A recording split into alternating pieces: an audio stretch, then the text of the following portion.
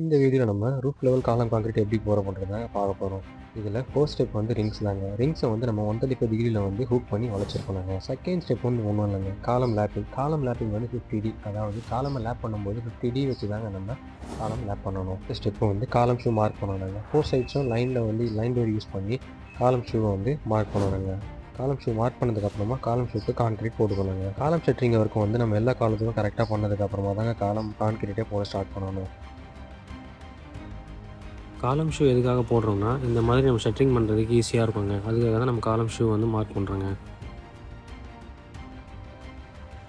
எல்லா காலத்துக்கும் நம்ம ஷட்டரிங் ஒரு ஃபினிஷ் பண்ணிட்டோமான்னு ஒரு வாட்டி செக் பண்ணிவிட்டு அதுக்கப்புறம் தாங்க நம்ம நெக்ஸ்ட் ஸ்டெப்புக்கே போகணும்.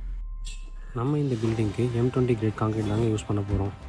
அதாவது 1:1.5:3 இதுக்கு நம்ம அதை தாங்க யூஸ் பண்ணுறோம். அது எப்படின்றத நான் இந்த இமேஜில் கொடுத்துருக்கேன், டீட்டெயிலாக இருக்குது பாருங்கள். கான்கிரீட்டை வந்து 2 லேயராக போடணுங்க. ஃபர்ஸ்ட் லேயர் போட்டதுக்கப்புறமா வைப்ரேட்டர் யூஸ் பண்ணணுங்க. இந்த மாதிரி வைப்ரேட்டர் யூஸ் பண்ணோம்னா நம்மளோட காலத்தில் இந்த மாதிரி வாய்ட்ஸ் கண்டிப்பாக வருங்க. அந்த மாதிரி வாய்ட்ஸ் வராமல் இருக்கணும்னா நம்ம கண்டிப்பாக வைப்ரேட்டர் வந்து யூஸ் பண்ணணுங்க. வைப்ரேட்டர் யூஸ் பண்ணதுக்கப்புறமா திருப்பியும் செகண்ட் லேயரை போடணுங்க. செகண்ட் லேயர் போட்டதுக்கப்புறம் தான் நம்ம வந்து காலம் வந்து ப்ளம்ப் விட்டு செக் பண்ணணுங்க. இந்த மாதிரி ப்ராப்பராக நம்ம ப்ளம்பை வந்து கீழே வரைக்கும் விட்டு தாங்க செக் பண்ணணும். அப்போ தான் நமக்கு வந்து ஸ்ட்ரைட்டாக இருக்கிறது அக்யூரேட்டாக தெரியும்.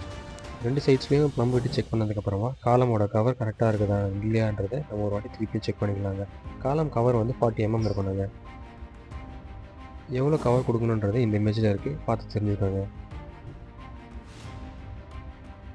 காலம் பாக்ஸ்குள்ளே 4 சைட்ஸ்லேயும் ஈவனாக கவர் வந்து கரெக்டாக இருக்குதா இல்லையான்றதை நம்ம ஒரு வாட்டி திருப்பி செக் பண்ணிக்கணுங்க. இந்த இமேஜில் பார்த்தீங்கன்னா உங்களுக்கே தெரியும் 4 சைட்ஸ்லேயும் கவர் எப்படி ஈவனாக கொடுத்துருக்காங்கன்னு.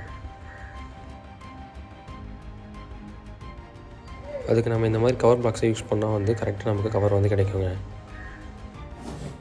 காலம் கான்கிரீட்லாம் போட்டு முடிச்சதுக்கப்புறமா தாங்க மறுநாள் நம்ம டீஷர்ட்டிங் பண்ணலாங்க. எதுக்கு எவ்வளோ நாள் கியூரிங் பீரியட் வேணுன்றதை இந்த இமேஜில் கொடுத்துருக்கேன் பாருங்கள். காலமுக்கு வந்து 24 hours, அதாவது இன்றைக்கி 8 மணிக்கு போட்டோம்னா நாளைக்கு காலையில் 8 மணிக்கு காலம் கான்கிரீட் நம்ம டீஷர்ட்டிங் பண்ணிக்கலாங்க.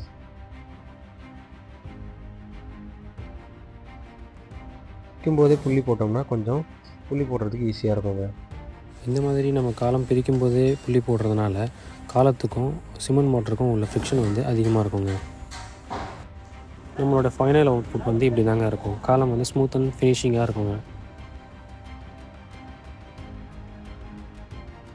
இதோட ஃபுல் வீடியோ வேணும்னா கீழே கமெண்ட் பண்ணுங்கள். கண்டிப்பாக நான் இதில் ஃபுல் வீடியோ போடுறேங்க, அப்லோட் பண்ணுறேங்க.